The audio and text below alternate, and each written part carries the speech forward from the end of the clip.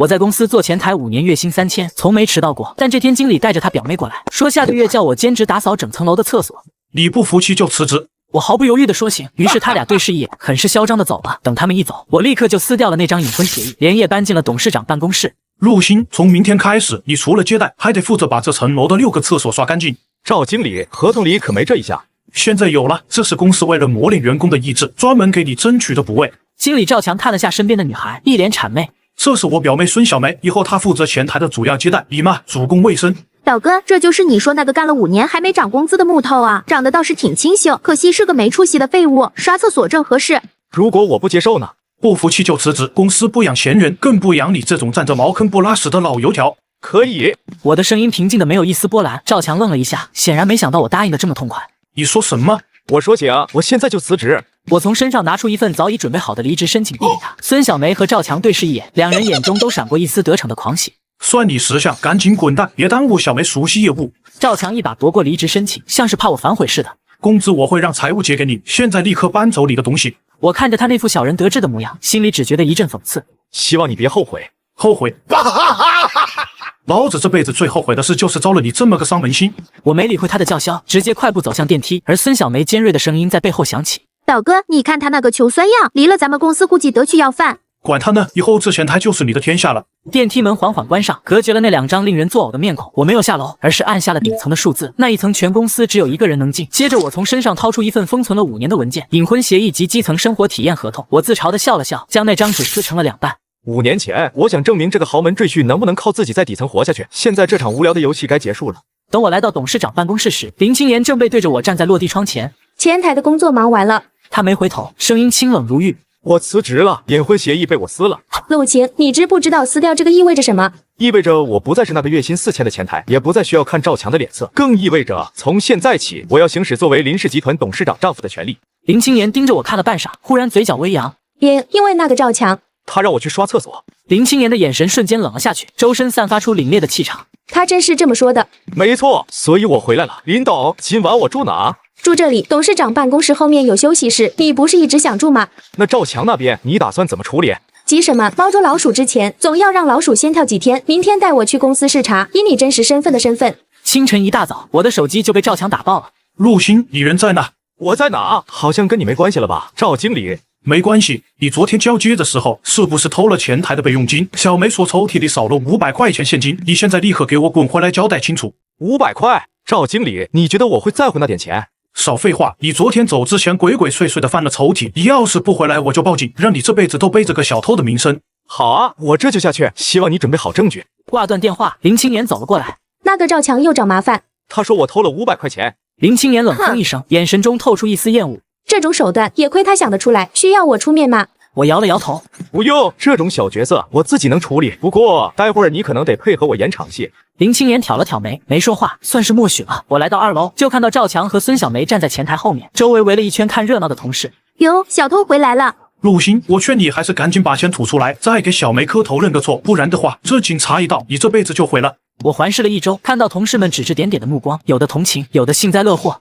证据呢？还要证据？小梅亲眼看见你拿的，而且前台的监控坏了，你说巧不巧，正好就在你走的那几分钟坏了。监控坏了，所以你们就说是我偷的？不是你还能是谁？这前台一直是你管着的，你走的时候肯定顺手牵羊了，长得人模狗样的，没想到手脚这么不干净。我表哥让你刷厕所，真是抬举你了。我看着他那张写满贪婪和愚蠢的脸，只觉得一阵反胃。赵经理，公司有规定，诬陷员工是要负法律责任的。老子是经理，老子说你是小偷，你就是小偷。大家快来看啊，这就是咱们公司的模范员工，偷了钱还不认账。没想到陆星是这种人啊，平时看着挺老实的，就是知人知面不知心，估计是觉得辞职了，临走捞一把。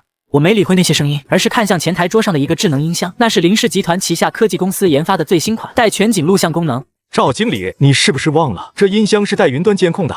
赵强的脸色僵了一下，随即又恢复了嚣张。什么云端监控？那玩意儿就是个摆设，根本没开。是吗？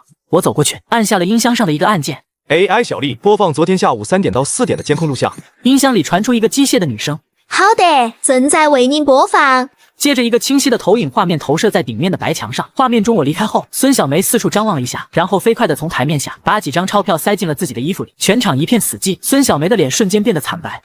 这是 AI 合成的，这是假的。赵经理，现在证据确凿，你是报警抓他，还是报警抓我啊？赵强的额头上渗出了细密的冷汗。那个陆星，这可能是有什么误会，小梅可能只是想帮公司保管一下，保管到自己的包里。我逼近一步，目光如炬。赵经理，你刚才不是说警察一到，这辈子就毁了吗？就在这时，林青言带着几名保安，面色阴沉地走了出来。这里在闹什么？他的声音不大，却透着一股不容置疑的威严。赵强吓得浑身一哆嗦。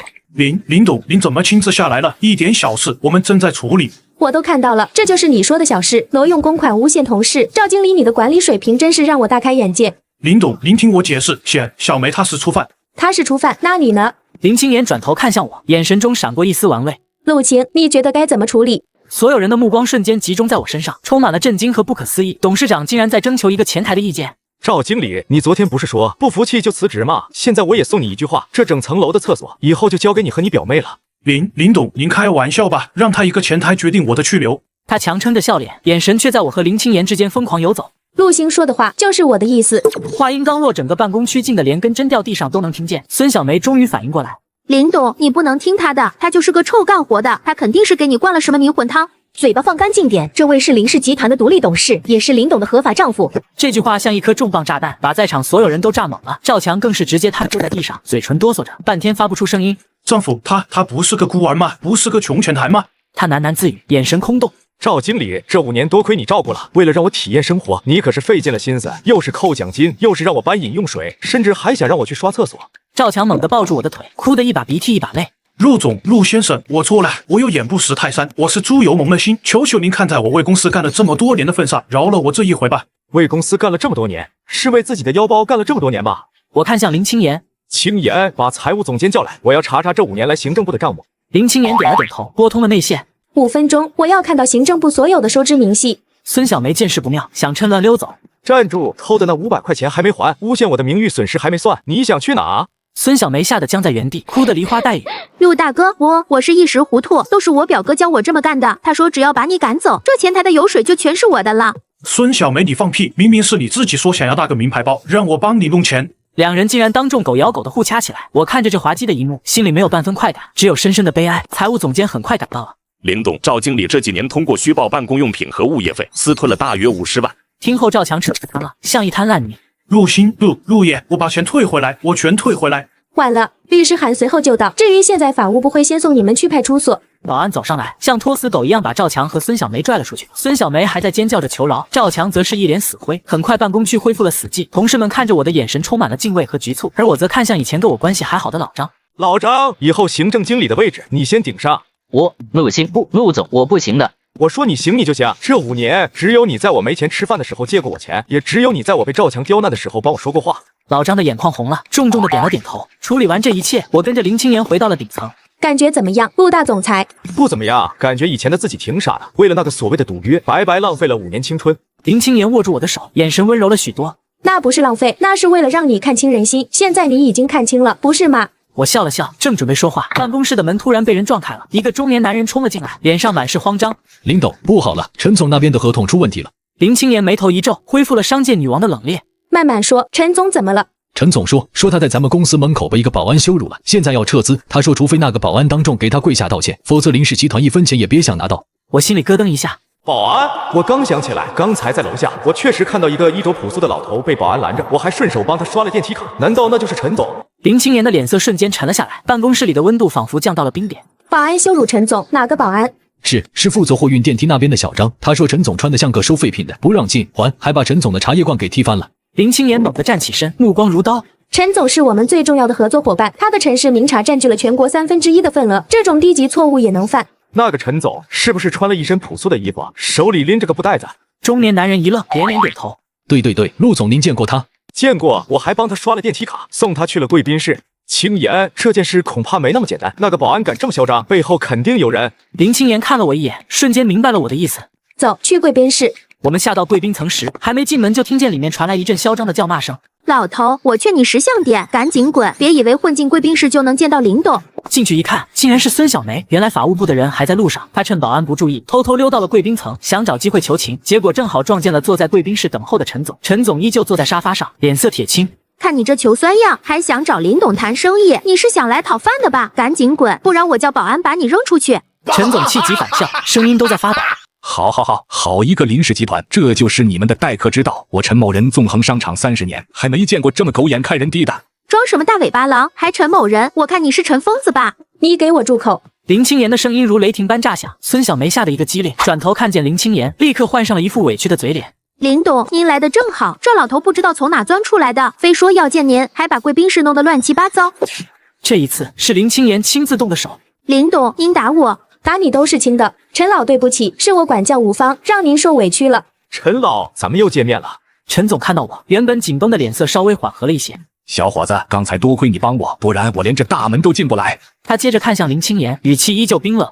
林董，你的丈夫是个好人，但这公司的风气实在让人不敢恭维。对了，这位小姐说她是行政赵经理的亲戚，在公司可以横着走。孙小梅，赵强已经因为职务侵占被扭送派出所了，你也跑不了。孙小梅这个瘫了，跪在地上。陈总、林董、陆总，我错了，我真的错了。陈总没理他，而是看向我。小伙子，刚才在电梯里，你跟我说你想整顿一下公司的风气，是真的吗？我点了点头。是真的，陈老，这种毒瘤不除，林氏集团走不远。好，冲着你这句话，这合同我签了。林青言和陈秘书都露出了喜色，但陈总话锋一转。不过我有一个条件。什么条件？陈总指了指瘫在地上的孙小梅。我要让他还有那个叫赵强的在全城媒体面前向我道歉，并且我要他们去打扫我陈氏茗茶所有工厂的厕所，扫满1年。我看着陈总微微一笑。没问题，陈老，这个条件我替林董答应了。就在这时，办公室的门外突然传来一阵急促的脚步声，一个浑身名牌的青年气冲冲地闯了进来。林青言，你凭什么动我的人？我回头一看，这人我认识，是林青言的追求者，也是林氏集团最大的竞争对手王氏集团的太子爷王伟。他指着我的鼻子，一脸鄙夷。还有你，陆行，你一个吃软饭的赘婿，有什么资格在这里指手画脚？我给你3秒钟，跪下给小梅道歉，然后滚出林家，否则我让你见不到明天的太阳。我看着他，不紧不慢地掏出手机。3秒钟是吗？王大少，你确定要让我跪下？王伟发出一声狂妄的笑声，他身后的2个保镖立刻上前一步。陆行，你以为认识个陈总就能翻身了？在苏城我王家想要谁消失，不过是一句话的事。他凑近我耳边，压低声音，语气充满了威胁。你那个隐婚协议，我早就知道了，你不过是林青言的一块挡箭牌，现在合约也没了，你识相的就赶紧滚，别等我动手。青言，他威胁我。那你想怎么处理？他这副云淡风轻的态度，让王伟更加恼火。青言，你这是什么意思？为了这个废物，你要跟我作对？王伟，注意你的言辞，陆星是我丈夫，不是什么废物。而且孙小梅和赵强挪用公款证据确凿，我动我自己的员工，轮不到你来指手画脚。王伟冷笑一声，从怀里掏出一叠照片。那是你不知道，你的好丈夫在当台这5年都干了些什么。照片里是我和几个年轻女孩在一起的画面，有在餐厅吃饭的，有在商场逛街的，甚至还有在酒店门口的。孙小梅像是抓到了救命稻草，立刻从地上爬起来。对，我早就发现了，陆星利用前台的职位，经常勾搭来办事的女客户。林董，他就是个彻头彻尾的渣男，他在外面养了好几个小三。林青言看着照片，眉头微微皱起。陆行，证据确凿，你还有什么好说的？赶紧签了离婚协议，滚出苏城，我还能饶你一条狗命。王大少，为了找这些角度，你费了不少心思吧？我指着其中一张在餐厅的照片，这张是我妹妹，她来苏城找我，我请她吃个饭，有问题吗？我又指着那张在酒店门口的照片，这张是林氏集团旗下的酒店经理，那天我去查账，正好碰到他出门迎接，这也算勾搭。闻言，王伟脸色一变，少废话，谁知道是不是你编的？你一个前台查哪门子的账？他确实在查账，因为他是林氏集团最大的隐名股东，持股比例比我还高。这句话再次让全场陷入了死寂。王伟瞪大了眼睛，指着我半天说不出话。不可能，绝对不可能！他要是股东，怎么可能去当5年前台？因为那是我们的赌约。我从口袋里掏出手机。王大少，与其关心我的私生活，不如关心一下你自己。我手机的录音打开，里面传出王伟和赵强的声音。赵强，只要你把林氏集团的财务报表偷出来给我，林青言那个位置早晚是你的。王少放心，那个陆星就是个傻子，我让他干什么他就干什么，绝对不会怀疑到我头上。录音播放完，王伟的脸彻底黑成了锅底。你居然敢偷拍我！这不是偷拍，这是我们公司生产的智能音箱，有远程录音功能。那天你去行政部找赵强，正好撞到了我就顺手把那枚带录音功能的胸针别在了你衣服上。陆行，你依我，兵不厌诈。王大少，接着我看向陈总。陈老，您看这位王大少不仅想挖林氏集团的墙角，还想破坏您的投资环境。陈总冷哼一声，看向王伟的眼神充满了厌恶。王家的小辈真是越来越没出息了，林董、陆总这种人不配留在苏城的商界。王伟恼羞成怒，对着保镖大喊：还愣着干什么？给我废了他！2个保镖刚要动手，警察突然直接冲进来，都不许动！警察，王伟，我们接到举报，请你跟我们走一趟。王伟瘫倒在地上，眼神中充满了绝望。陆行，你到底是什么人？我说了，我只是一个想整顿公司风气的前台。哦，对了，忘了告诉你，你那几张照片里的小三，其实全是我安排的商业间谍。谢谢你帮我把他们都揪出来了。王伟听完双眼一黑，彻底晕了过去。王伟被带走后，贵宾室里安静的有些诡异。孙小梅缩在角落里，身体抖得像筛糠，连求饶的话都说不出来了。陈总看着我，眼中露出一丝赞许。后生可畏啊，陆总这份心性，陈某佩服。陈老谬赞了，不过是些自保的小手段。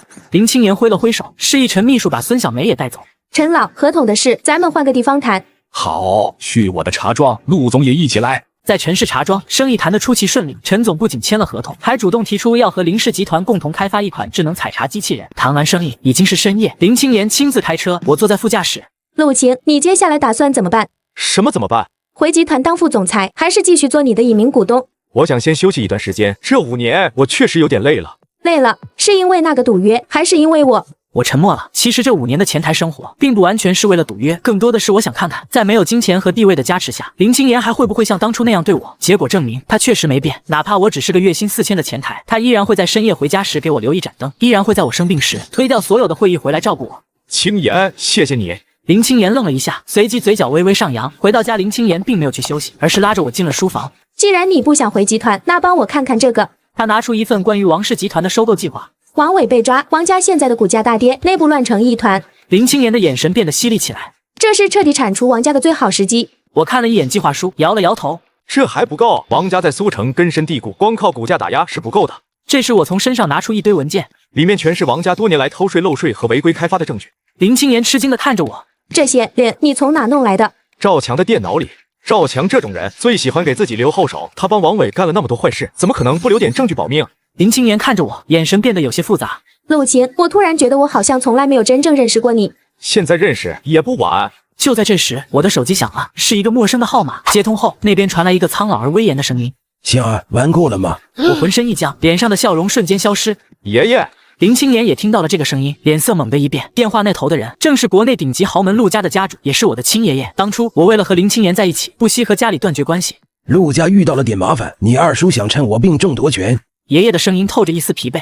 回来吧，只要你回来，林家那点小生意我可以既往不咎。如果我不回去呢？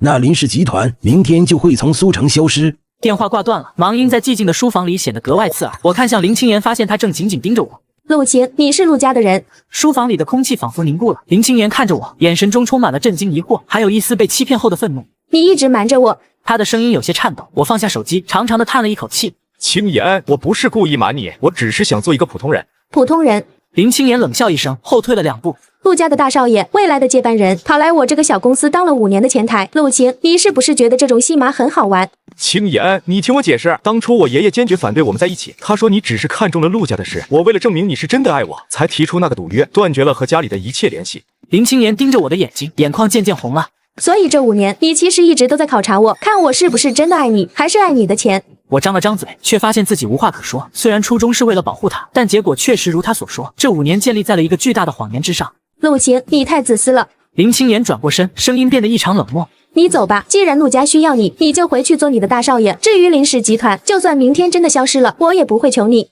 青言，我不会回去的，我也不会让林氏集团出事，相信我最后一次。林青言的身体僵住了，过了许久，他才发出一声压抑的抽泣。第二天一早，林氏集团门口停满了豪车，一群穿着黑色西装的男人强行闯入了公司，带头的正是我的二叔陆建国。他大摇大摆地走进董事长办公室。林董，考虑的怎么样了？只要你签了这份股权转让书，陆家不仅不会动你，还会给你一笔下半辈子花不完的钱。林青言坐在办公桌前，面色冰冷。陆先生，这里是林氏集团，不是你撒野的地方。撒野？陆建国哈哈大笑，随手将一份报纸扔了过来。看看吧，今天一早，林氏集团的所有合作商都宣布停止合作，银行也已经冻结了你们的所有账户。现在的林氏不过是一个空壳子，你拿什么跟我斗？林青言的手紧紧攥着。就在这时，我慢悠悠地走了进来。二叔，大清早的，火气这么大干什么？陆建国看到我，先是一愣，随即露出一丝嘲讽。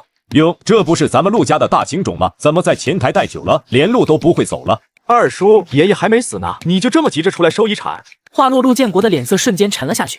陆鑫，你别给脸不要脸，老爷子现在昏迷不醒，陆家现在我说了算，你识相的就赶紧跟我回去，在老爷子面前磕头认错，说不定我还能给你留口饭吃。二叔，你是不是忘了，陆家51%的股份都在我名下？陆建国愣了一下，随即狂笑起来。股份，你那个股份早就被老爷子冻结了，现在的你一文不值，是吗？我掏出手机拨通了一个号码，可以开始了。不到1分钟，陆建国的手机就疯狂地响了起来。他接通电话还没听几句，脸色就变得惨白，冷汗顺着额头流了下来。什么？陆氏集团的海外账户被黑了，所有的项目都被叫停了，这怎么可能？他惊恐地看着我。陆鑫，你干了什么？二叔，这5年我在前台，除了接待，还顺便自学了一下黑客技术。哦，对了，我还用我那点微薄的工资，在海外注册了几家小公司，专门针对陆家的弱点进行布局。现在的陆家才是真正的空壳子。你这个疯子，你居然为了一个女人要毁掉陆家？不是为了女人，是为了尊严。我看向林青言，眼神温柔。青言，我说过我会保护你的。就在这时，办公室的门再次被推开，几名穿着制服的人走了进来。陆建国先生，你涉嫌违法，请跟我们走一趟。陆建国被带走时，嘴里还在疯狂的咒骂。办公室里恢复了安静。林青言走到我面前，看着我，眼神复杂。陆行，你到底还有多少秘密瞒着我？我笑了笑，刚要开口，手机又响了，是爷爷的主治医生。陆少爷，老爷子醒了，他想见您和林小姐。行，那我过去。陆家老宅，这座承载了苏城100年风云的庄园，此刻显得格外肃穆。我牵着林青言的手，穿过长长的走廊，他的手心有些出汗，显然还是很紧张。别怕，有我在。走进卧室，一股浓重的药味扑鼻而来。爷爷躺在宽大的床上，双眼微闭，听到动静，他缓缓睁开眼。回来了。他的声音嘶哑而虚弱，却带着一种不容置疑的威严。我点了点头。爷爷，这是青言，她是我妻子。我特意加重了妻子2个字。爷爷的目光转向林青言，审视了良久。爷爷好。爷爷没有说话，只是盯着他看，那眼神像是要穿透他的灵魂。青言是吧？过了许久，爷爷才缓缓开口。这5年，陆星当个穷前台，你真的没嫌弃过他？嫌弃过。他这句话一出，我心头猛地一跳，爷爷也愣住了，眼神中闪过一丝意外。嫌弃他什么？嫌弃他明明有才华，却甘愿平庸；嫌弃他明明可以给我更好的生活，却让我陪着他一起挤出租屋。但我从未嫌弃过他这个人，因为我知道，无论他变成什么样，他都是那个在暴雨天会把伞全部遮在我头上的陆星。爷爷沉默了，原本犀利的眼神渐渐变得柔和。好一个从未嫌弃他这个人。接着他叹了一口气，看向我。行啊，你二叔的事我都知道了，你做的对，陆家这些年确实该清理一下了。从今天起，陆家交给你了。爷爷，您好好养病，陆家出不了乱子。就在这时，管家急匆匆地跑了进来。老爷啊，少爷啊，不好了！二夫人带着一群人把老宅围了。他说少爷您非法拘禁老爷，还要强行接管公司。岂有此理！我冷笑一声。二婶动作挺快啊，陆建国刚进去他就坐不住了。青言，想不想看场戏？乐意之至。我们走出老宅大门，只见院子里黑压压的站了一群人。二婶哭得梨花带雨，手里还拿着一份伪造的遗嘱。大家快来看啊！陆星这个丧门星，为了夺权，竟然把老爷子关起来了。他还要把我这个二婶赶出家门，天理难容啊！周围围了一群看热闹的旁系亲属，指指点点的声音不绝于耳。我就说嘛，这陆星一回来就没好事。就是当初为了个女人离家出走，现在回来肯定是图家产。二婶戏演得不错，可惜剧本太烂了。我举起手中的家主令，高声说道：“睁大你们的眼睛看清楚，这是什么？”全场瞬间安静下来。那些旁系亲属看到家主令，脸色全都变了。家主令，老爷子真的传位给他了。那这个呢？我拿出手机，点开一段视频。视频里，爷爷正清醒地对着镜头说话：“我陆震天自愿将家主之位传与孙儿陆星，所有人见令如见我。”听后，二婶彻底瘫倒在地上，眼神中充满了绝望。二婶，你涉嫌伪造遗嘱、寻衅滋事，证据我已经交给警察了。现在带着你的人滚出陆家！二婶还想撒泼，却被赶来的保安直接架了出去。处理完这一切，我看向那些刚才还在冷嘲热讽的亲属，还有谁有异议吗？众人纷纷低头，再也没有人敢多说一句话。我牵着林青言的手，重新走回老宅。青言，以后这里就是我们的家了。林青言看着我，忽然笑了。陆大总裁，那以后我是不是不用上班了？想得美，林氏集团还得靠你打理呢。